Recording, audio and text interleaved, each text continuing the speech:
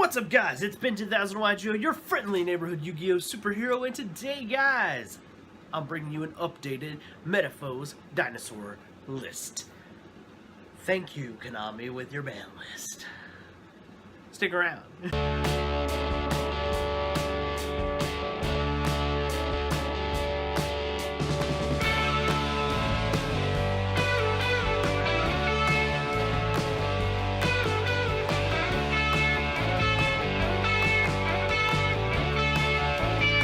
Alright, so like I said at the beginning of the video, this is an updated version of an older deck. If you guys are a regular mainstay on my channel, you guys know dinosaurs are one of my favorite decks, and Metalfoes Dinosaurs is kind of the variant I like. I like the whole being able to just activate a pendulum spell, pop a baby dinosaur, and then just from there, just explode onto the field. Because that's kind of the way this deck works.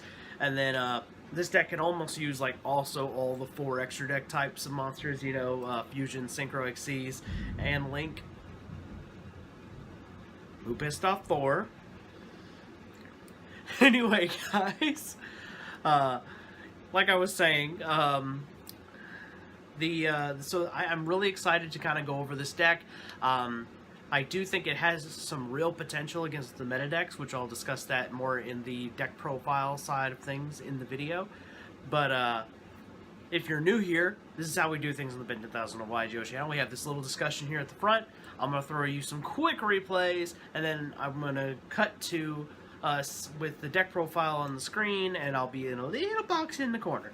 So, without further ado, let's, shall we say, release Humongosaur!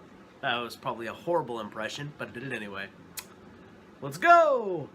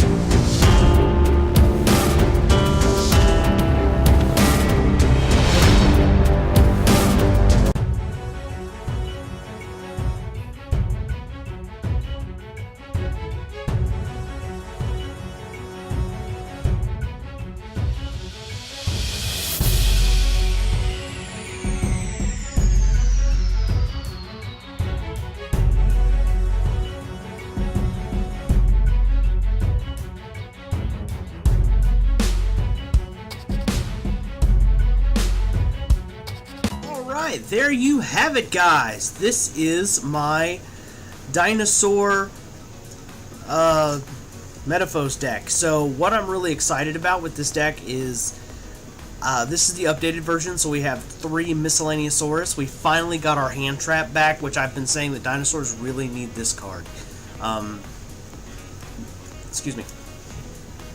It's almost like having the deck's consistency back at full power, and it is another card that defends us against the meta decks, which are just bonkers right now. Now, another thing that you guys might want to know about this deck is, because I know it's been a very hot topic as of late here in the Yu-Gi-Oh! Community, is the Spell Mining Cave deck. I can't remember, I think, or Magical Mine deck, I think is what it's going to be called now. It's basically the burn deck with the new field spell that makes it to where the person who has more monsters can't really do anything. So, in short, this deck actually has a number of outs to that deck. So dinosaurs might very well be the answer, and here's the reason why.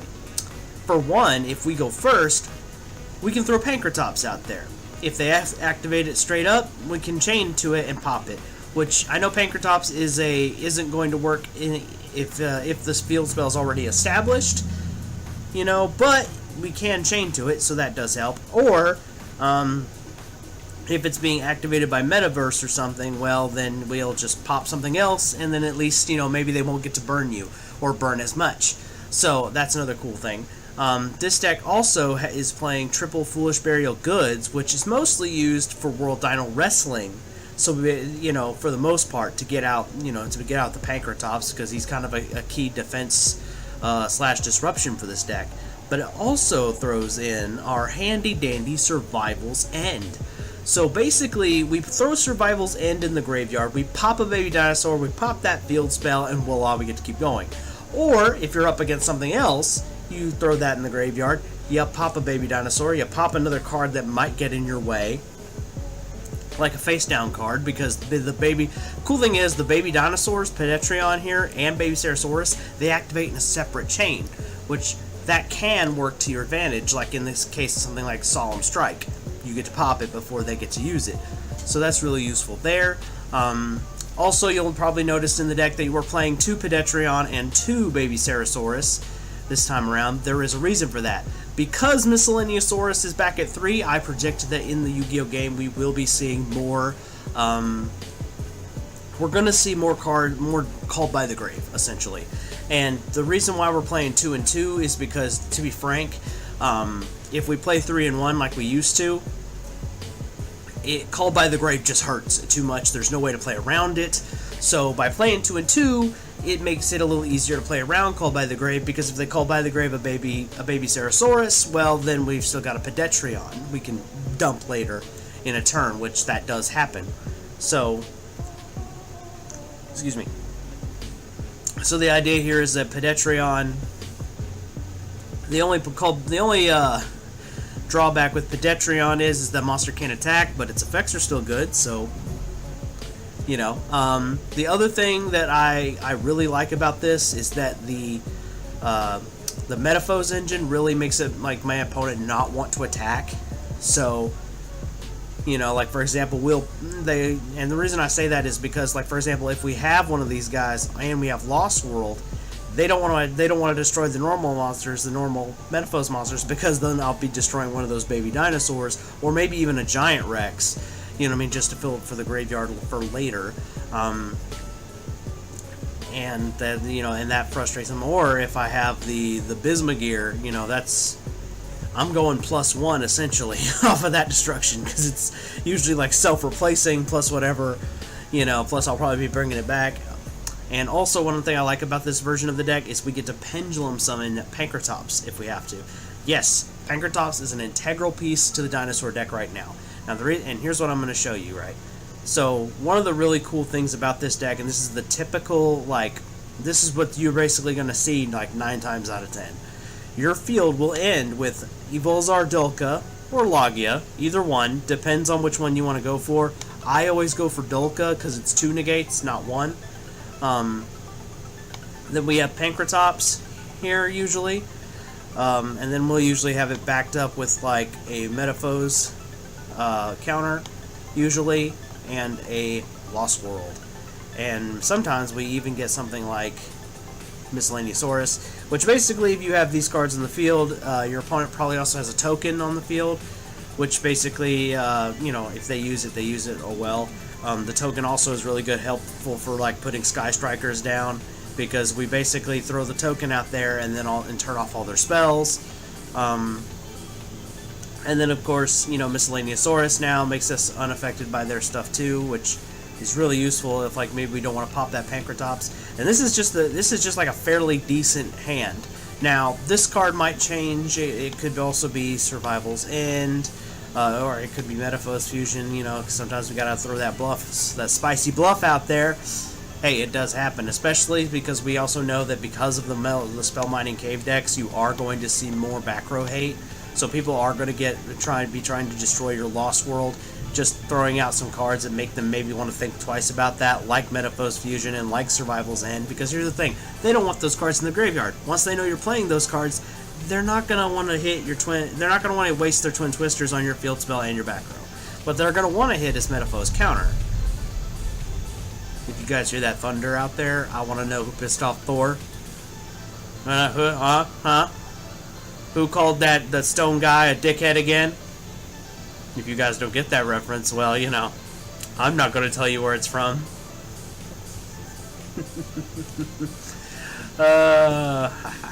Jokes. Anyway,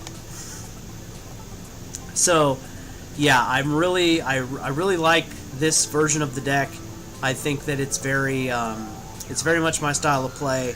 I actually am still thinking about taking out the Mad Flame Kaiju and just siding it. And here's the thing, and playing like triple of the Rex or the Tyranno, excuse me, because the Tyranno is also a disruptor, and if we open with it, it's just another disruptor to add to the field. Because, you know, here's the cool thing, right? That he doesn't destroy a dinosaur, it's any monster. So what you do is you'll basically, you know, you'll get rid of your, and that's how you get rid of your Dolka, basically. You'll just use your Dolka's negates up, and then later you'll destroy the Dolka, put all their monsters face down, and then of course you still have the Pancratops, so that's like 4 disruptions right there. And here's the thing. I think that a lot of people forget that it's not just negations that you have to worry about. Disruptions also are just as powerful. There's like 3 ways to stop people from playing Yu-Gi-Oh! Basically. It's Disrupt, Negate, and Floodgate. So, there's a rhyme somewhere in there. But you get the idea. Between those 3 kinds of cards to basically stop your opponent from playing Yu-Gi-Oh! That's the name of the game right now. It's either throw a bunch of negations, throw a bunch of disruptions, or a combination of negation and disruption, or floodgates. So, and this deck kind of plays a little bit of all 3. So that's why I really like the dinosaurs. I mean, because when you think about it, like, Lost World is kind of a floodgate in and of itself, because it keeps your opponent's monsters much weaker. So, for example, like, monsters that would be on par with, like, your, you know, like your Pancratops or your Ultimate Conductor Tyranno, like, say, like the Blue Eyes White Dragon, for example, or Blue Eyes Alternative Dragon, that's a better example, would be usually, like, you know, on par with Pancratops, but under Lost World, not so much. You usually have a token over there, so they can't pop your dinosaur, and your dinosaur's bigger. It's just a goofy example, but you get the idea.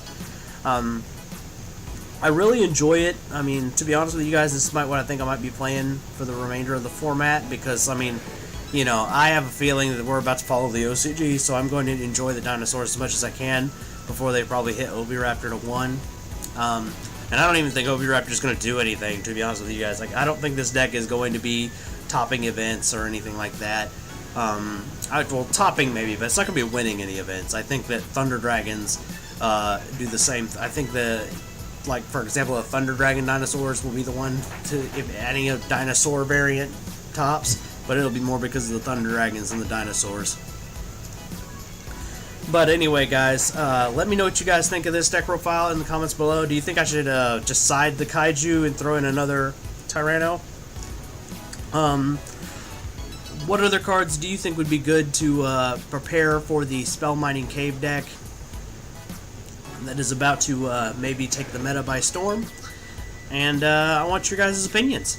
Oh, and don't forget, I am still in a race with Yusei YGO Pro.